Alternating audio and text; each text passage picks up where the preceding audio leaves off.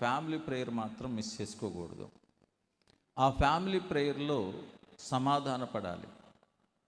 భార్య ఏదైనా తొందరపడి మాట అన్నా భర్త క్షమించేటట్లుగా, భర్త ఏదైనా త్వరపడి మాట మాట్లాడినా భార్య క్షమించేటట్లుగా, ఒకరికొకరు ఆ సమయంలో తప్పెవరిదో తప్పకుండా ఒప్పుకొని క్షమాపణ పొందుకొని ఒకరి ఎడల ఒకరు క్షమాపణ ద్వారా ప్రేమానురాగాలు పెరుగుతాయి.